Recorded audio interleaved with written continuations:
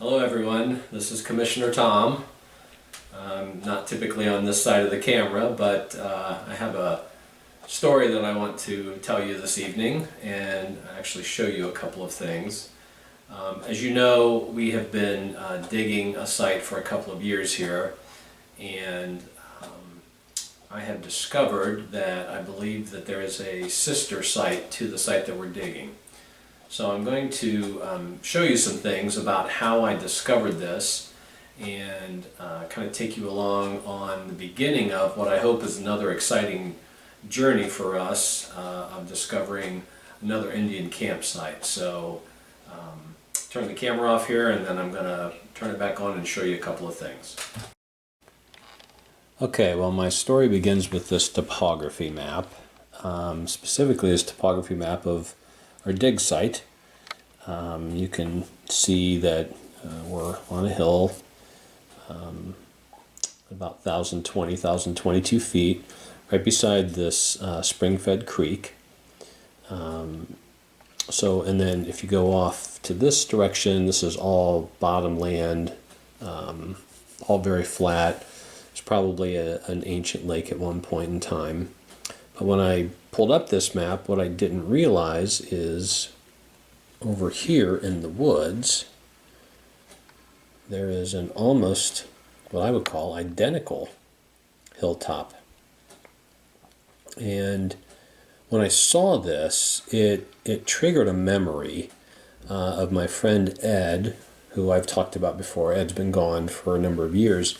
But I remember that he had also done a dig, and I knew it was in the area, but I didn't exactly know where it was. But this made me start to think about, I wonder. And so that triggered a memory for me of a letter that Ed had sent me. And this letter was from 2001. So I'm going to go ahead and I'll stop the camera here a second. I'll open up the letter and I'll show you what's in that.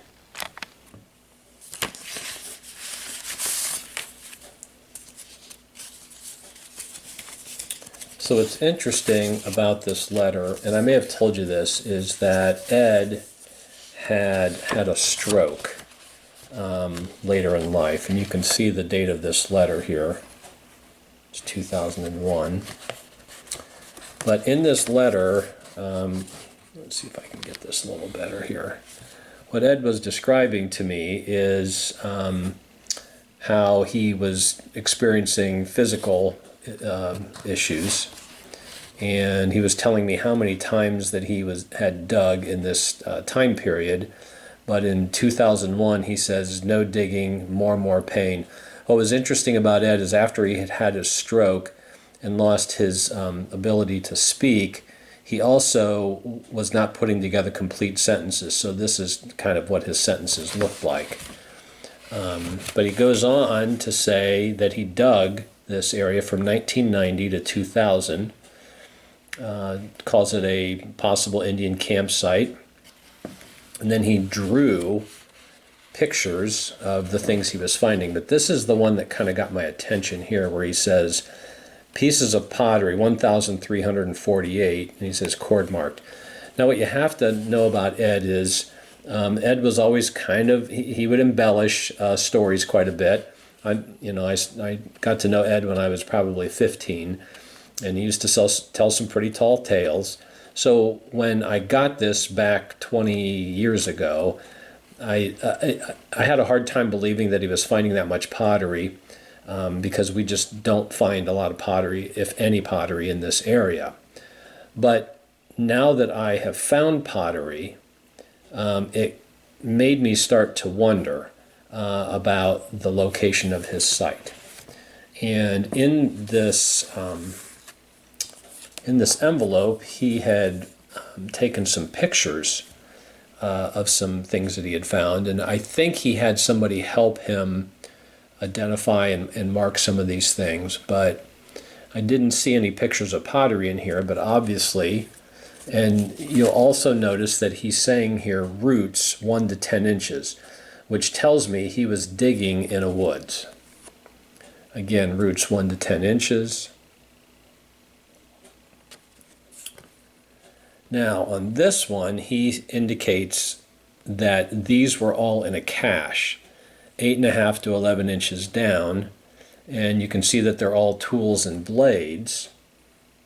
And again, I attributed this that Ed somewhat embellished stories sometimes, but again, it was a letter that I basically read it, kind of put it in a box and had forgotten about it. But when I saw this topography map, and I knew that he was in the same area, it really made me wonder. So that's the background for what I'm going to show you next. So stay tuned.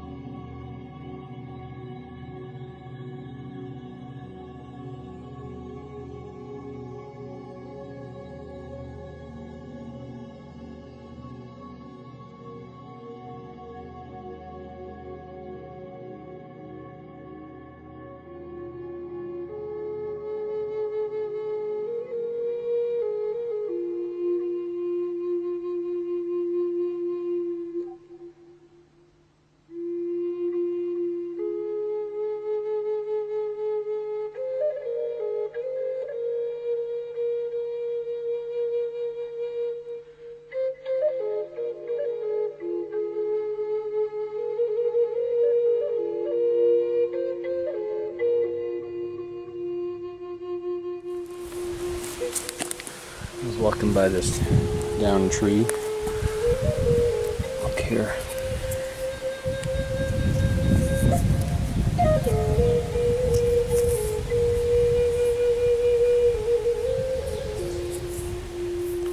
Little flake.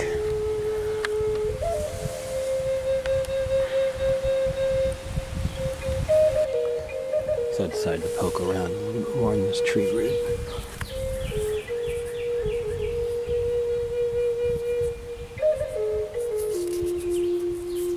Just piece of the mystery.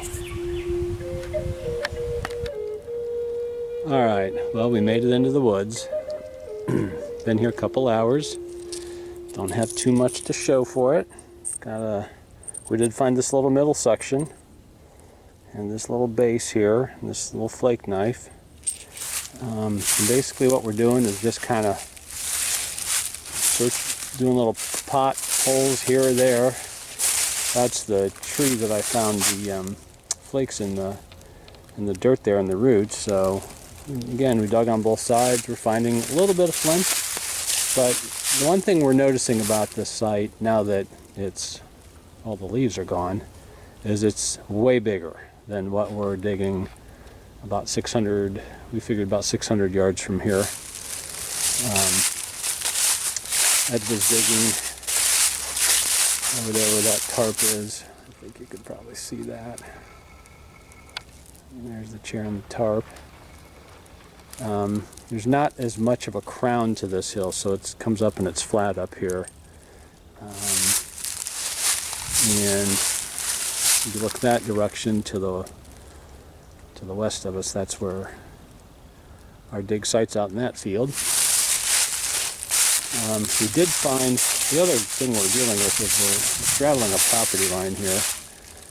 Ed's dig was on a side that we're still working on permission. We have permission on this side, so we're kind of staying close to the line.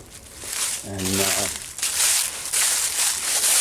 Mark and I were talking, it's not about choosing the right place, it's just about spending enough time out here, because we know we're going to find things here. It's just putting the time into, eliminating spots that don't seem to be producing much, and trying to find that sweet spot. So again, it could be a lengthy process, but boy, you couldn't ask for better weather. It's 50 degrees here in Ohio, into December. Couldn't ask for much more.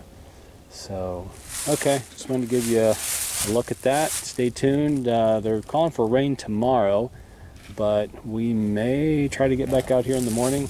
Trying to figure a good way to get equipment in here. There is a logging path, but we're not sure if it goes out or onto another property, so we're going to be checking that out as well. But hope you enjoyed at least the lead-in to what we're doing here today.